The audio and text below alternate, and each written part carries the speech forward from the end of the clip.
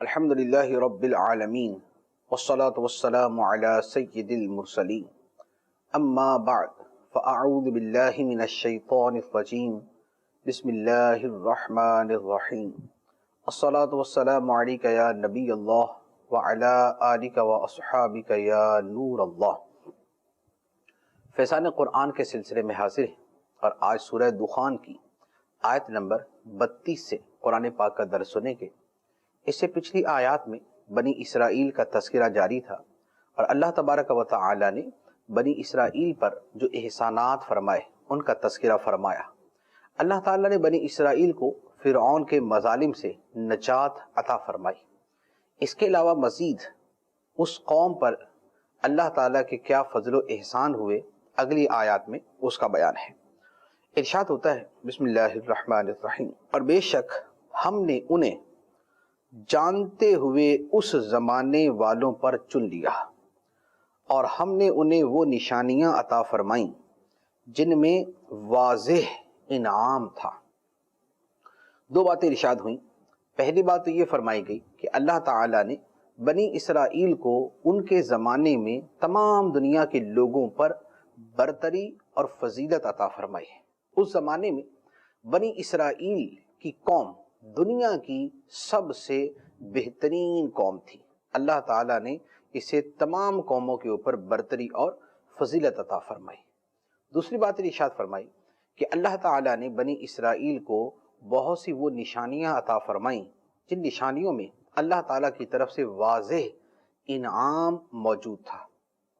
جیسے بنی اسرائیل کو 12 چشموں سے پانی عطا فرمایا، ان کے لیے دریا کے اندر رستے بن گئے، ان کے اوپر بادلوں کے ذریعے سایہ کیا گیا، ان کے لیے آسمان سے من و سلوہ اترا، ان کے لیے اللہ تعالیٰ نے میدان تیہ میں اسباب زندگی مہیا فرمائے۔ تو یہ اللہ تعالیٰ کی وہ نشانیاں تھیں جن میں واضح انعام موجود تھا بنی اسرائیل کے لیے۔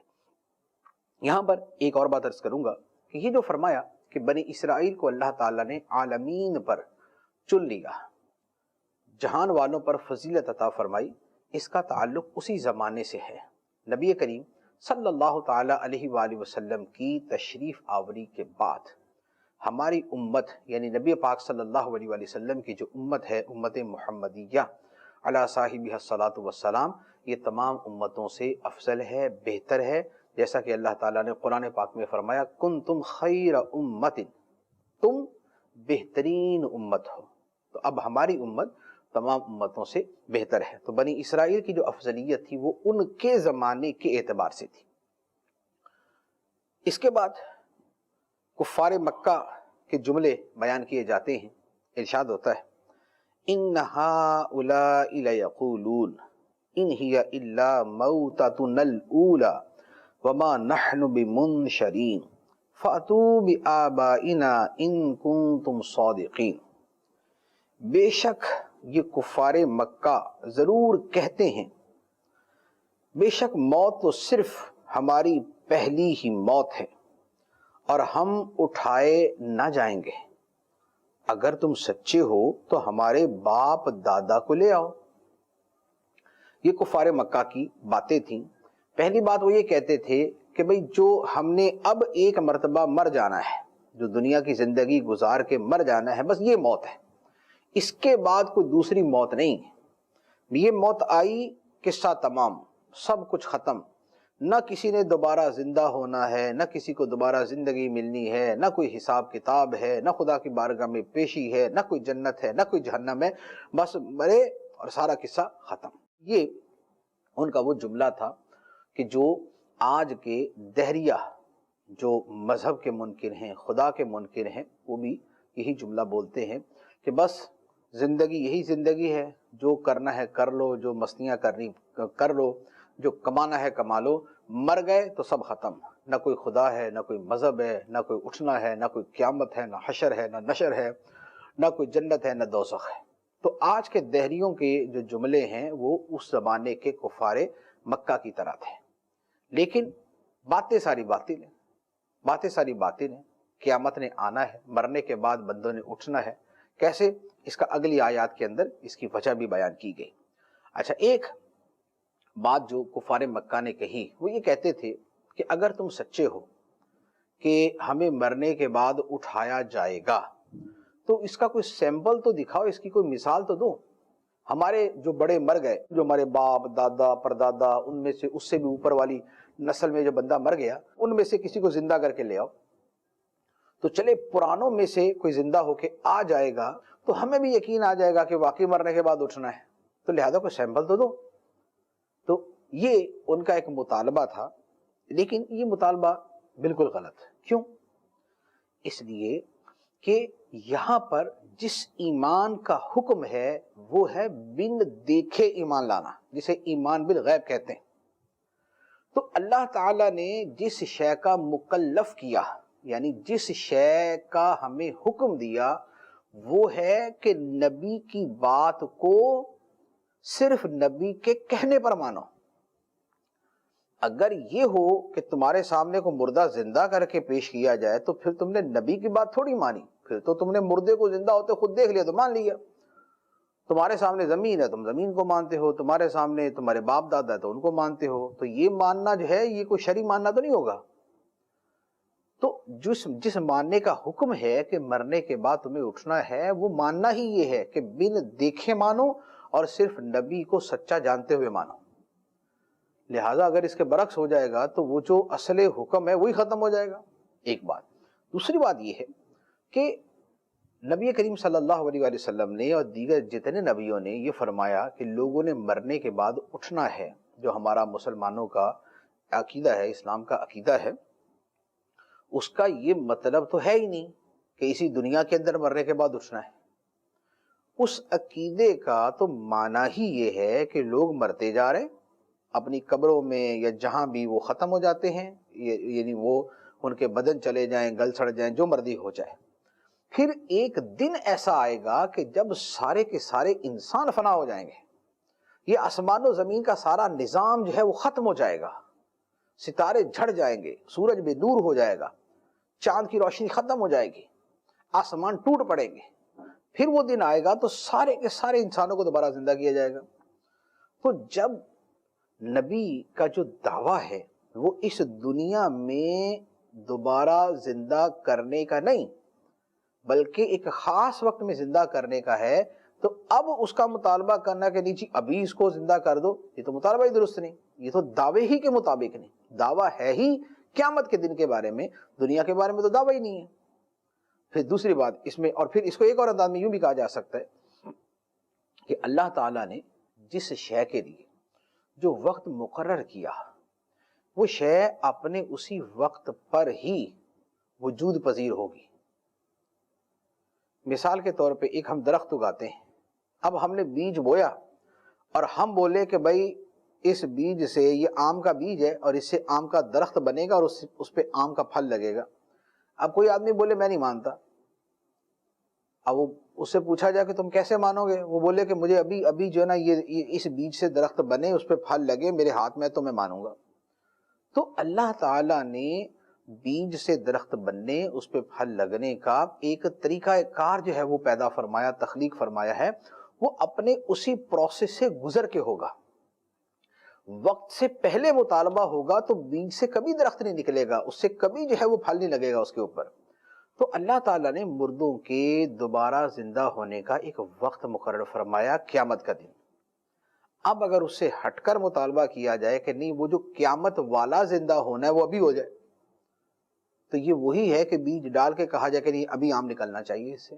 تو لہذا جو اس کا ڈیو پروسیس ہے اور جس وقت مردوں نے زندہ ہونا ہے اس وقت وہ یقیناً ہوں گے۔ لہذا دنیا کے اندر اس کا مطالبہ کرنا جو ہے یہ مطالبہ ہی دعوے کے مطابق نہیں ہے۔ ایک آدمی بولتا ہے جناب میرے پاس سونا ہے اور میں سونے کے بڑے خوبصورت برتن بناتا ہوں، دوسرا بولے نہیں ہمیں تو بھائی تانبے کے بنا کے دو گے تو مانیں گے، وہ بولے میں نے دعویٰ ہی سونے کا کیا تم تانبے کا کہہ رہے ہو۔ ایک آدمی بولے میرے پاس تانبے کے برتن ہے، 1-1 کلو کا 1-1 برتن ہے، بولے نہیں ہم نہیں مانیں گے، سونے کا بنا کے دو۔ وہ بولے گا میں نے دعویٰ ہی تانبے کا کیا، سونے کا کیوں پوچھ رہے ہو مجھ سے؟ تو جس چیز کا دعویٰ ہی نہیں ہے اس کا مطالبہ کیوں کیا جائے؟ دعویٰ یہ ہے کہ مرنے کے بعد قیامت کے دن اٹھنا ہے، یہ کہہ رہے نہیں کہ ابھی اٹھا کے دکھاؤ۔ تو جس بات کا دعویٰ ہی نہیں ہے اس کا مطالبہ کیسے کیا جا سکتا ہے؟ اب اس کے بعد اللہ تعالیٰ ارشاد فرماتا ہے، اور یہ انہی کفار مکہ کو تنبیہ ہے اور ان کو ایک عبرت کا واقعہ ان کو جو ہے وہ اجمالاً بیان کیا گیا۔ ارشاد ہوتا ہے اہم خیر ام قوم تبع والذین من قبلہم اہلکناہم انہم کانوا مجرمین، کیا وہ بہتر ہیں یا تبع نامی بادشاہ کی قوم اور ان سے پہلے والے لوگ، ہم نے انہیں ہلاک کر دیا، بے شک وہ مجرم لوگ تھے۔ اللہ تعالیٰ نے فرمایا کہ یہ جو آج کے زمانے کے لوگ ہیں، یعنی نبی پاک علیہ السلام کے زمانے کے لوگ کفار مکہ، یہ مال و دولت میں، شان و شوکت میں، قدرت و طاقت میں یہ بہتر ہیں یا وہ جو تبع نام کا بادشاہ گزرا اس کی قوم زیادہ طاقتور تھی۔ تبع نام کا ایک بادشاہ گزرا تھا یمن کا، اور یمن کے اندر اس کی بڑی عظیم شان سلطنت تھی، بڑی وسیع و عریض سلطنت تھی اور بڑی طاقت والی اور قوت والی سلطنت تھی۔ اس کی قوم بھی اسی طرح خوشحال بھی تھی، مالدار بھی تھی، طاقت والی بھی تھی، قوت والی بھی تھی۔ یہ جو بادشاہ تھا یہ بذات خود مسلمان ہو گیا، بادشاہ تبع جو ہے یہ بذات خود مسلمان ہو گیا۔ احادیث میں اس کا تذکرہ موجود ہے۔ نبی پاک صلی اللہ علیہ وسلم نے فرمایا کہ تبع کو برا نہ کہو، وہ اسلام لے آیا تھا، لہذا وہ جو بادشاہ تھا وہ مسلمان ہو گیا تھا، لیکن اس کی قوم کافر ہی رہی۔ اب کافر ہی رہی تو اللہ تعالیٰ نے اس قوم کو ہلاک کر دیا۔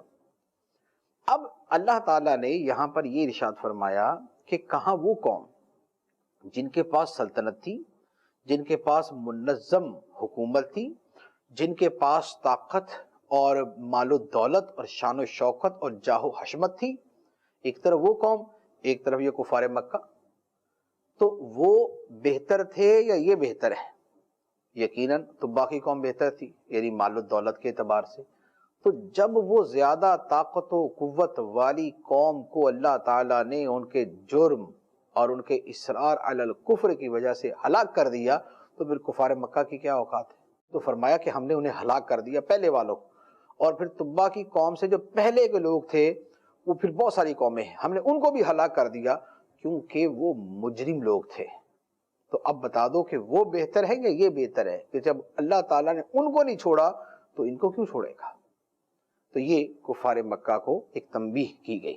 اب ارشاد ہوتا ہے وَمَا خَلَقْنَا السَّمَاوَاتِ وَالْأَرْضَ وَمَا بَيْنَهُمَا لَاعِبِينَ مَا خَلَقْنَاهُمَا إِلَّا بِالْحَقِّ وَلَكِنَّ أَكْثَرَهُمْ لَا يَعْلَمُونَ، اور ہم نے آسمان اور زمین اور جو کچھ ان کے درمیان ہے سب کو کھیل کے طور پہ نہیں بنایا، ہم نے انہیں حق کے ساتھ ہی بنایا، لیکن ان میں سے اکثر لوگ جانتے نہیں۔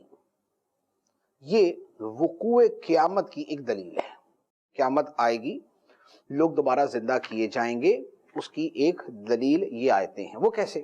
وہ یوں، اللہ تعالیٰ نے فرمایا کہ ہم نے یہ جو آسمان بنائے، زمین بنائی، پھر زمین میں یہ جو مخلوقات پیدا کی، انسان پیدا کیے، یہ کو محض کھیل تماشے کے لیے پیدا نہیں کیے کہ چلو جی تماشا صحیح۔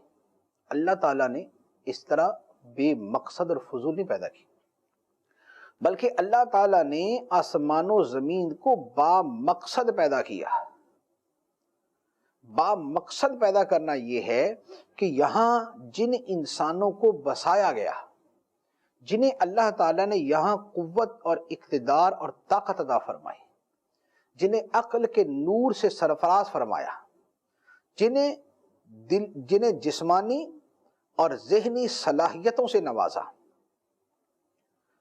ان کو اللہ تعالیٰ نے اس زندگی کے گزارنے کا ایک نظام بھی دیا کہ اس کے مطابق زندگی گزارنی ہے۔ اللہ تعالیٰ نے ان کا ایک امتحان بھی رکھا، ان کا ایک ٹیسٹ بھی رکھا، ان کی زندگی کا ایک مقصد بھی متعین فرمایا کہ لوگ اس کے مطابق چلیں۔ اب اگر اللہ تعالیٰ نے لوگوں کو پیدا تو کر دیا ہے لیکن مقصد کوئی نہیں دیا، بس جیسے چاہو گزارا کر لو، خدا کو ماننا ہے مانو، نہیں ماننا نہ مانو، اچھا کام کرنا ہے کرو، نہیں کرنا نہ کرو، لوگوں کے حقوق ادا کر رہے ہیں کرو، نہیں کرنے نہ کرو، لوگوں کو تحفظ دینا دے دو، مارنا ہے مار دو۔ اگر تو ایسی کھلی چھوٹ ہے تو پھر اس کا مطلب یہ ہوا یہ تو تماشا لگا ہوا ہے۔ جیسے ہمارے ہاں جب قانون کی پابندی نہیں کی جاتی تو کیا کہتے ہیں کہ یار قانون کو تماشا بنا لیا، کہ اس کی پابندی نہیں۔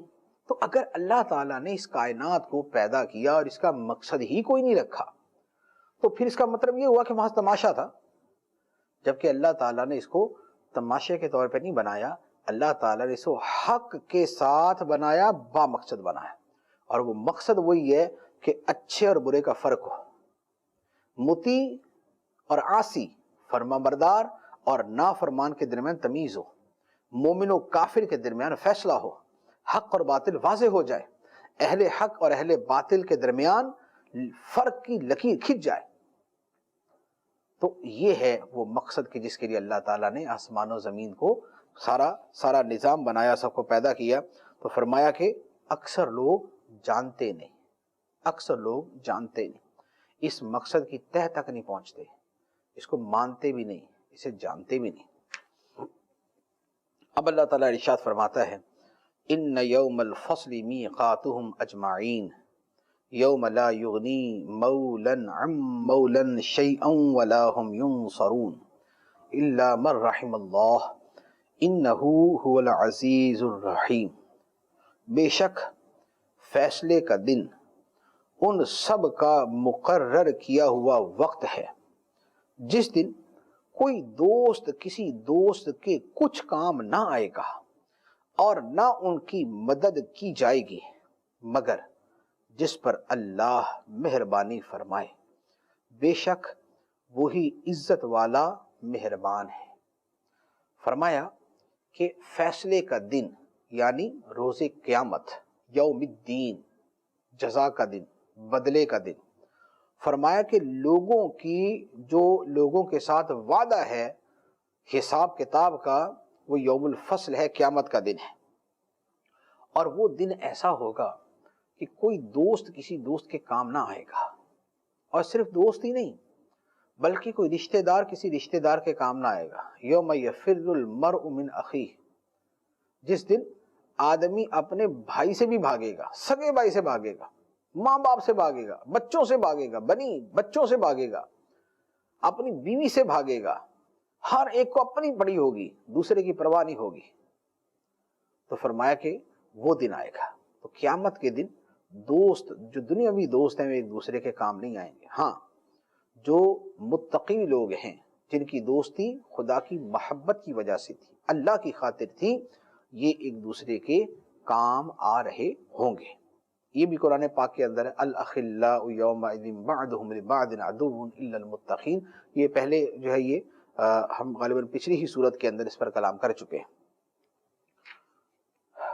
الا من رحم اللہ، تو فرمایا کہ لوگوں کی مدد نہیں کی جائے گی مگر جس پر اللہ رحم کرے، اور اللہ کس پہ رحم فرمائے گا؟ مومنوں پہ، کیونکہ قیامت کے دن کافروں کے اوپر رحمت کی صورت نہیں ہے۔ اب اس کے بعد جہنم کا تذکرہ ہوتا ہے جو کافروں کی سزا ہے، اور جہنم کی جو عبرت ناک سزائیں اور خوفناک سزائیں ہیں ان کا بیان ہے۔ اللہ تعالی ہم سے محفوظ فرمائے۔ ارشاد ہوتا ہے ان شجرۃ الزقوم طعام الاثیم کالمہل یغلی فی البطون کغلی الحمیم۔ بے شک زقوم کا درخت گنہگار کی خوراک ہے، گلے ہوئے تانبے کی طرح پیٹوں میں جوش مارتا ہوگا، جیسا کھولتا ہوا پانی جوش مارتا ہے۔ یہ جہنمیوں کی غذا، ان کا طعام، ان کا کھانا بیان کیا گیا۔ الامان والحفیظ فرمایا کہ زقوم کا درخت نہایت کڑوا، تلخ، کانٹے دار، اور جس کا کھانا تو دور کی بات ہے، جس کا ایک قطرہ بھی جو ہے وہ انتہائی تکلیف دہ ہے حلق سے اتارنا۔ فرمایا کہ وہ زقوم کا درخت وہ گنہگار کی خوراک ہے، گنہگار کی خوراک ہے، اور یہاں گنہگار سے مراد کافر ہی ہے۔ گلے ہوئے تانبے کی طرح پیٹوں میں جوش مارتا ہوگا. جیسے تانبا جب پگھلایا جاتا ہے، جن لوگوں نے اس کو دیکھا ہو، تانبا جب پگھلایا جاتا ہے تو وہ یوں ہلتا ہے، اسے بھاپ اڑ رہی ہے، اسے ہیٹ جو ہے وہ نکل رہی ہے، وہ جوش مار رہا ہوتا ہے. جیسے پانی کو ابالے تو پانی جوش مار رہا ہوتا ہے، اس کی شاں شاں کی آوازیں آ رہی ہیں اور پانی کا پتہ چل رہا ہے کہ پانی انتہائی گرم ہے. اسی طرح تانبا جو ہے وہ جب پگھلایا جاتا ہے تو اس کی بھی ایسی ہی کیفیت ہوتی ہے. تو فرمایا کہ یہ زقوم کا درخت جو جہنمیوں کی خوراک ہے، یہ ان کے پیٹ کے اندر ایسے ہی جوش مار رہا ہوگا جیسے تانبا جوش مارتا ہے، جیسے گرم پانی جوش مارتا ہے، اس طرح یہ جوش مار رہا ہوگا. اس درخت کا تذکرہ جو ہے قرآن پاک میں اور جگہوں پر بھی مذکور ہے. اللہ تعالی ہم اس سے محفوظ فرمائے. اب ارشاد ہوگا خذوہ فاعتلوہ الی سواء الجحیم ثم صبوا فوق رأسہ من عذاب الحمیم. اسے پکڑو، پھر سختی کے ساتھ اسے بھڑکتی آگ کے درمیان کی طرف گھسیٹتے لے جاؤ، پھر اس کے سر کے اوپر کھولتے پانی کا عذاب ڈالو. یہ اللہ تعالیٰ فرشتوں کو حکم دے گا جب میدان محشر میں حساب کتاب سے فارغ ہوں گے تو مجرموں کے بارے میں اللہ تعالیٰ فرشتوں کو حکم دے گا کہ انہیں پکڑو اور ان کو سختی کے ساتھ گھسیٹتے ہوئے بھڑکتی آگ کے درمیان میں لے کے جاؤ اور پھر ان کے سر کے اوپر کھولتا ہوا پانی ڈالو. یہ سزا در سزا، ذلت بھی ہے، سزا بھی ہے. اور پھر ان کو کہا جائے گا ذق انک انت العزیز الکریم ان ھذا ما کنتم بہ تمترون. چکھ، اس عذاب کو چکھ، تو تو بڑا عزت والا کرم والا تھا، بے شک یہ وہ ہے جس میں تم شک کرتے تھے. یعنی اب ان کی مزید اس کے اندر تحقیر ہے کہ انہیں جہنم کے وہ غذائیں شدید اور علم انتہائی تکلیف دہ غذائیں کھانے کو دے کر فرمایا جائے گا کہ اب چکھ ان کو، تو بڑا عزت والا تھا اور بڑا دنیا کے اندر کریم شمار کیا جاتا تھا، کرم والا شمار کیا جاتا تھا، اب چکھ ان کو. اس آیت کے بارے میں دو قول ہیں. ایک تو یہ ہے کہ یہ جملہ جو ہے یہ ابو جہل کے بارے میں نازل ہوا، یہ آیت مبارکہ ابو جہل کے بارے میں نازل ہوئی.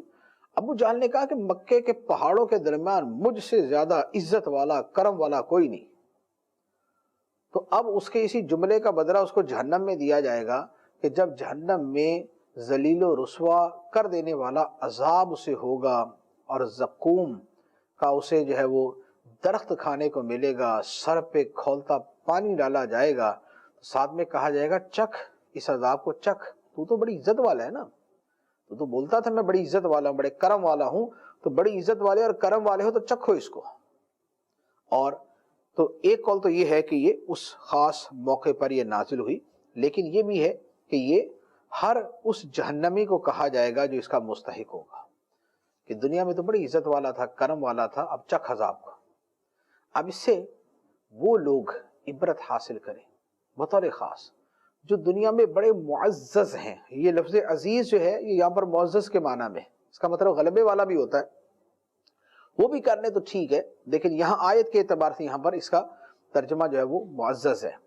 تو دنیا میں جو بڑے معزز ہیں، بڑے کریم ہیں، جن کا بڑا سٹیٹس ہے، جن کا بڑا مقام ہے، عہدہ اونچا، اقتدار ہاتھ میں، منصب بلند اور نوکر چاکر آس پاس، ہر بندہ سر جھکا کے ملتا ہے، ہر بندہ جو ہے وہ بچھا جاتا ہے سامنے، بڑی عزت ہے، بڑی عزت ہے.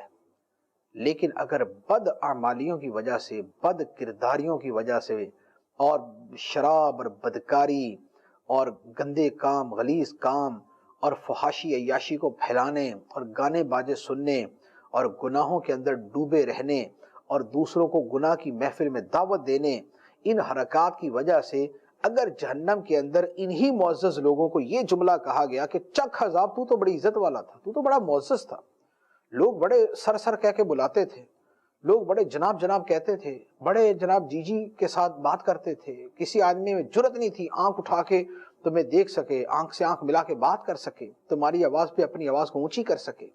تو بڑا عزت والا تھا، لیکن تو نے خدا کی اس دی ہوئی عزت کو خدا کی فرما برداری میں استعمال نہیں کیا. تو نے اپنے اس عزت کو، غلبے کو، اس مال و دولت کو تکبر میں، فخر میں، اسراف میں، گناہ میں، بدکاری میں، شراب میں اور عیاشی میں اور فحاشی میں اور بے حیائی کے اندر تم نے استعمال کیا. تو نے خدا کی اس دی ہوئی عزت کو جب بدکاریوں میں استعمال کیا اور گناہوں میں استعمال کیا تو پھر آج اس کا مزہ بھی چکھ، آج ان گناہوں کا مزہ بھی چکھ، عذاب چکھ. تو بڑی عزت والا، بڑے کرم والا ہے. جو معزز کہلانے والے ہیں اور جو بڑے اونچے درجے والے کہلانے والے ہیں، ان کو بہت زیادہ ڈرنا چاہیے، بہت زیادہ غور کرنا چاہیے. یہ عذاب کے بعد اب متقین کا مقام و مرتبہ بیان کیا جاتا ہے. ارشاد ہوتا ہے ان المتقین فی مقام امین فی جنات وعیون یلبسون من سندس واستبرق متقابلین کذالک وزوجناہم بحور عین یدعون فیہا بکل فاکہۃ آمنین لا یذوقون فیہا الموت الا الموتۃ الاولی ووقاہم عذاب الجحیم فضلا من ربک ذالک هو الفوز العظیم. بے شک ڈر والے متقی لوگ امن والی جگہ میں ہوں گے، باغوں اور چشموں میں، باریک اور موٹے ریشم کے لباس پہنیں گے، ایک دوسرے کے آمنے سامنے ہوں گے. یوں ہی ہوگا اور نہایت سیاہ اور روشن بڑی آنکھوں والی عورتوں سے ہم نے ان کا نکاح کر دیا. وہ جنت میں بے خوف ہو کر ہر قسم کا پھل میوہ مانگیں گے. اس میں جنت میں پہلی موت کے سوا پھر موت کا ذائقہ نہ چکھیں گے، اور اللہ نے انہیں آگ کے عذاب سے بچا لیا. تمہارے رب کے فضل سے یہی بڑی کامیابی ہے. یہ جنتیوں کی نعمتیں ایک ایک کر کے اللہ تعالیٰ نے جنتیوں کی نعمتیں بیان کی. جہنمیوں کے پہناوے، غذا، رہائش، ہر چیز خراب، ہر چیز بری، ہر چیز عذاب. اور جنتیوں کا پہناوا بھی خدا کی نعمت، ان کا کھانا بھی خدا کی نعمت، ان کی رہائش بھی خدا کی نعمت، ان کی زندگی بھی خدا کی نعمت. کیا کیا نعمتیں بیان ہوئی؟ فرمایا کہ ڈر والے متقی لوگ. یہاں پر متقی کا بنیادی اطلاق تو ایمان والوں پر ہے کہ اہل ایمان جنت میں ہوں گے، خواہ وہ اپنے گناہوں کی کچھ سزا پائیں یا عفو الہی سے، اور یا نیکیوں کے سبب وہ جنت میں ڈائریکٹ ہی چلے جائیں. تو ان کا اینڈ آف دا ڈے ان کا درجہ یہ ہوگا کہ وہ ریشم میں ہوں گے، وہ وہ نعمتوں میں ہوں گے، وہ اعلیٰ رہائشوں میں ہوں گے، جنتی حوروں کے ساتھ ان کا نکاح ہوگا. تو متقین کا لفظ بنیادی طور پر تو یہاں پر اہل ایمان کے حوالے سے ہے، لیکن اللہ تعالیٰ نے مومنوں کو متقی کے لفظ سے ہی تعبیر فرمایا. اس کا مطلب یہ ہوا کہ تقوی ایمان کا اتنا بنیادی تقاضا ہے اور اس کا ایسا عملی حصہ ہے کہ مومن کو متقی ہی کہا جاتا ہے. گویا جو مومن ہو وہ متقی ہو، جو مومن ہو وہ متقی ہو. تقوی کا ایک درجہ تو یقیناً ہر مومن میں ہی ہے کہ اس نے کفر و شرک سے اپنے آپ کو بچایا ہوا. تو کفر و شرک سے بچنے والا یہ بھی ایک درجے کا متقی ہے. لیکن متقی کا اعلیٰ درجہ بھی ہے کہ جو ہر چھوٹے بڑے گناہ سے بچنے والا ہے، خدا کی ہر نافرمانی سے بچنے والا ہے، وہ بھی متقی ہے. تو تقوی یہ بڑا ہی بنیادی اور بڑا ہی خوبصورت وصف ہے اہل ایمان کا. خدا تعالیٰ کو بڑا پسند ہے. اللہ تعالیٰ تقوی والوں سے محبت فرماتا ہے، اللہ تعالیٰ تقوی والوں کے ساتھ ہے، اللہ تعالیٰ تقوی والوں کے گناہ معاف فرماتا ہے. اللہ تعالیٰ تقوی والوں کے لیے دنیا کے اندر راستے کھول دیتا ہے، انہیں وہاں سے رزق عطا فرماتا ہے جہاں سے ان کا تصور نہیں ہوتا. تقوی کا حکم ہے کہ تمہیں کہ اللہ سے ایسا ڈرو جیسا ڈرنے کا حق ہے. فرمایا اللہ سے ڈرو جتنا ڈر سکتے ہو، تقوی اختیار کرو جتنا اختیار کر سکتے ہو. تو یہ تقوی ہے. تو یہ جو متقی لوگ ہیں، فرمایا کہ یہ امن والی جگہ میں ہوں گے، فی مقام امین. یہ امن والی جگہ میں ہوں گے، فی مقام امین. امن، جنت میں امن ہی امن، سکون ہی سکون ہے، راحت ہی راحت ہے. دوسری بات فرمایا باغوں اور چشموں میں، باغوں کے درمیان میں تخت بچھے ہوئے ہوں گے، سائڈوں میں چشمے جاری ہوں گے، ایک خوبصورت سے خوبصورت منظر جس کا ہم تصور کر سکتے ہیں، وہ کیا ہے؟ وہ یہی والا بنتا ہے۔ اسی لیے تو یہ فارم ہاؤس بنائے جاتے ہیں، لیکن وہ مصنوعی فارم ہاؤس ہیں کہ وہاں پر تھوڑا سا تالاب بنا دیا اور ساتھ میں جو ہے درخت لگا لیے، درمیان کے اندر بیٹھنے کی چیئرز بچھا دی یا کوئی تخت بچھا لیا، تو بڑا خوش ہوتے کہ جناب دیکھیں ہم فارم ہاؤس گئے تھے۔ لیکن کہاں دنیا کے فارم ہاؤس اور کہاں جنت کے باغ؟ سبحان اللہ سبحان اللہ۔ جنت کے وہ باغ کہ درخت ہیں، پھل لٹک رہے ہیں، اور ایسے لٹک رہے ہیں کہ اشارہ کریں گے تو پھل ٹوٹ کے سامنے آ جائے گا، اور ایک قسم کا پھل نہیں، ہر قسم کا پھل ہے وہاں پر۔ چشمے خدا کے جاری کردہ چشمے، اللہ اکبر، اللہ تعالیٰ کیسا خوبصورت وہ چشمے جاری فرمائے گا۔ باغ ہیں، ہریالی ہے، سبزہ ہے، بہترین موسم ہے، تخت بچھے ہوئے، دوست احباب آمنے سامنے بیٹھے ہوئے، باتیں ہو رہی ہیں، خوشگوار موڈ ہے، کوئی کسی کو تان کرنے والا نہیں، کوئی کسی کا مذاق اڑانے والا نہیں۔ اللہ تعالیٰ کی طرف سے جو غلمان ہیں وہ شراب کے جام مشروب پیش کریں گے، پانی پیش کریں گے، شہد کے جام پیش کریں گے۔ سبحان اللہ، ایک ایک شے سرور انگیز ہے، لذت آمیز ہے۔ تو یہ جنت کا منظر ہوگا، اور فرمایا کہ اس کے ساتھ وہ یہ جو لطف اندوز ہوں گے اور جو یہ چیزوں کا مطالبہ کریں گے اور جن چیزوں کو استعمال کریں گے، یہ بے خوف ہو کے کریں گے، بے خوف ہو کر۔ ایسا نہیں ہے کہ جنت کے پھل کا مطالبہ کریں گے تو ڈر ہوگا پتہ نہیں ملے گا یا نہیں، یا کچھ عرصے تک تو ملتا رہے گا، بعد میں بند ہو جائے گا، کہا جائے گا بھی ختم، چلے بھی چیز ختم ہوگی، اسٹاک ختم۔ ایسا نہیں، بے خوف مانگتے رہیں گے، نہ موت کا ڈر، نہ پھل کے ختم ہونے کا ڈر، نہ زیادہ کھا کر پیٹ کی خرابی کا ڈر۔ جتنا مرضی کھائیں، جتنا مرضی کھائیں، نہ پیٹ خراب ہو، نہ طبیعت میں متلی آئے، نہ غنودگی طاری ہو، نہ نیند آنا شروع ہو جائے، کچھ بھی نہیں۔ تو بے خوف ہو کے جنت کے پھلوں کا مطالبہ کریں گے۔ پھر جنت کے اندر موت نہیں، سوائے وہ پہلی موت کے، وہ جو دنیا میں آ گئی، وہ جو دنیا میں آ گئی، اس موت کے علاوہ جنت کے اندر کوئی موت نہیں ہے۔ تو یہ جو گزر گئی یہ تو گزر جائے گی۔ پھر جنت میں ہمیشہ ہمیشہ ہمیشہ ہمیشہ کی زندگی ہے، زندگی ہے، زندگی ہے۔ اور اللہ تعالیٰ کی ایک اور بڑی نعمت یہ کہ اللہ تعالیٰ نے انہیں جہنم سے بچایا ہوا ہوگا۔ یہ بھی کوئی چھوٹی نعمت نہیں ہوتی۔ ایک آدمی کو ایک دن احسانات کرے، دوسرے دن سزا دے دیں تو وہ بیچارہ تو بین بین ہی رہ جائے گا۔ تو اللہ تعالیٰ نے ان کو جہنم سے بچایا ہوگا، جنت میں داخل کیا ہوا ہوگا۔ اور یہ سب کیا ہے؟ فرمایا تیرے رب کا فضل ہے۔ یہ سب کیا ہے؟ تیرے رب کا فضل ہے۔ یہ اللہ تعالیٰ کا فضل ہے کہ اللہ تعالیٰ اپنے فضل سے یہ سب کچھ عطا فرمائے گا۔ اعمال کے صدقے تو اگر صرف اعمال کا بدلہ دیکھا جائے تو ہمارے عمل ہیں کتنے؟ تو تھوڑا بہت ہی صلہ بنے گا اس کا۔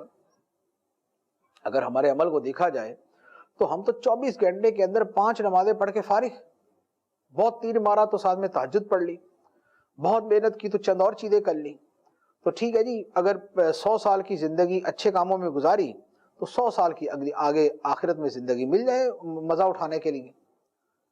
لیکن عمل تو کیے 25 30 40 سال، اور بدلہ ملے گا کھربوں سے بھی زیادہ سال، کھرب بھی متناہی ہے، لا متناہی سال۔ تو بدلہ اتنا عظیم، بدلہ اتنا عظیم، تو وہ بدلہ تو صرف عمل کا نہیں۔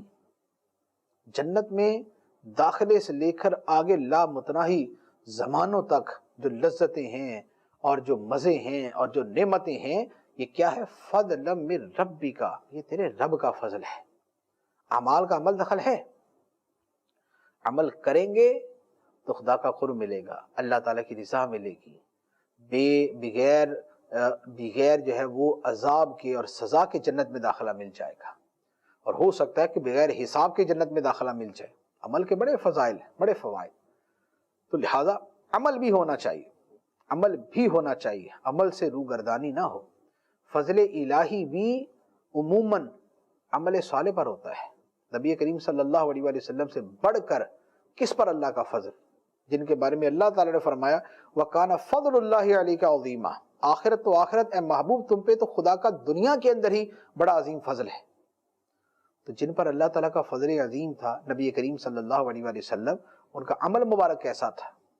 نمازیں، تہجد، عبادت، تلاوت، ذکر اللہ، خوف خدا، اصلاح امت، شفقت علی الخلق، مہمان نوازی، گھر والوں سے حسن سلوک، بچوں سے پیار، دوسروں کی عزت۔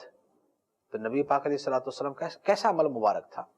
تو فضل الہی ہو تو عمل صالح بھی ہو۔ تو اللہ تعالیٰ کا ہم پہ دنیا میں فضل ہے، اللہ تعالیٰ نے ہمیں ایمان کی دولت سے نوازا ہے، ہمیں پتہ نہیں کتنی آسائشیں عطا فرمائیں، کتنی ایک تکلیف ہے تو 1000 آسانیاں بھی ساتھ موجود ہیں۔ تو ہمیں خدا کا شکر ادا کرتے ہوئے اچھے عمل کرنے چاہیے۔ تو فرمایا یہی بڑی کامیابی ہے، اصل کامیابی آخرت کی کامیابی ہے۔ دنیا میں ایک آدمی نے 1 کھرب روپیہ کما لیا تو کتنا عرصہ استعمال کرے گا؟ 1 کھرب روپیہ 70 سال کی زندگی ہوگی، 80 کی ہوگی، 90 کی ہوگی، 100 کی ہو جائے گی، اس کے بعد ختم۔ پیسہ پڑا بندہ نہیں ہے، پیسہ باقی بندہ باقی نہیں ہے، اور پھر 70 کے بعد تو ویسے بندہ فارغ، نہ وہ اس طرح کھا سکے گا، پیٹ خراب ہو جائے گا، نہ اس طرح ان پیسے سے انجوائے کر سکے گا، نہ سفر کر سکتا ہے، درمیانہ چلے گا۔ تو اصل کامیابی آخرت کی کامیابی، جس نے آخرت کما لی اس نے کامیابی حاصل کر لی۔ دنیا کما لی تو دنیا کی کامیابی ہے، اس کے بھی فائدے ہیں، اسے بھی اچھے کاموں میں اچھی نیت سے کیا جا سکتا ہے اور کرنا چاہیے، لیکن جو حقیقی کامیابی ہے وہ آخرت کی کامیابی۔ اب اس کے بعد ارشاد ہوتا ہے فَإِنَّمَا يَسَّرْنَاهُ بِلِسَانِكَ لَعَلَّهُمْ يَتَذَكَّرُونَ فَارْتَقِبْ إِنَّهُمْ مُرْتَقِبُونَ۔ تو ہم نے اس قرآن کو تمہاری زبان میں آسان کر دیا تاکہ لوگ نصیحت حاصل کریں، تو تم انتظار کرو، بے شک وہ بھی انتظار کر رہے ہیں۔ فرمایا کہ ہم نے قرآن عربی زبان میں نازل فرمایا تاکہ اے حبیب علیہ السلام آپ کی جو عرب کی قوم ہے وہ اسے آسانی سے سمجھ سکیں، کیونکہ ابتداءً تو اہل عرب کے اوپر قرآن اترا، بعد میں یہ قرآن پھیلتا پھیلتا دوسروں تک گیا۔ دنیا کے اندر ہزاروں زبانیں، تو اب یہ تو نہیں ہو سکتا تھا کہ دنیا کے اندر 10,000 زبانوں میں اللہ تعالیٰ قرآن نازل کر دیتا۔ تو نبی ایک خاص قوم سے اٹھا تو اسی کی زبان میں قرآن نازل کر دیا۔ اب اس کے بعد پھر دوسری زبانوں میں اس کا ترجمہ، اس کی تعلیمات جو ہے وہ پہنچائی جا رہی۔ تو اہل عرب پر تو سب سے پہلے خدا کا حق بنتا ہے کہ تمہاری زبان میں نازل کیا، تم اس کو مانو، تم اس کے مطابق عمل کرو، تم اس سے نصیحت حاصل کرو۔ لیکن اس کے باوجود وہ نصیحت حاصل نہیں کرتے تو فرمایا کہ پھر اے حبیب تم انتظار کرو ان پر خدا کے عذاب کے اترنے کا، اور یہ بھی منتظر ہیں، یہ بھی انتظار کر رہے ہیں کہ دیکھتے ہیں کہ انجام کیا ہوتا ہے اور کب آپ وفات پاتے ہیں، کب آپ فوت ہوتے ہیں، وصال فرماتے ہیں، یہ بھی آپ کا انتظار کر رہے ہیں۔ تو یہ انتظار کریں، آپ بھی انتظار کریں کہ دیکھیں اللہ تعالیٰ اپنے امر کو، اپنے دین کو کیسے غلبہ عطا فرماتا ہے، کیسے آپ کو غالب اور ان کو مغلوب کرتا ہے۔ اللہ تبارک و تعالی ہمیں قرآن کا فہم عطا فرمائے، آمین بجاہ النبی الامین صلی اللہ علیہ وسلم۔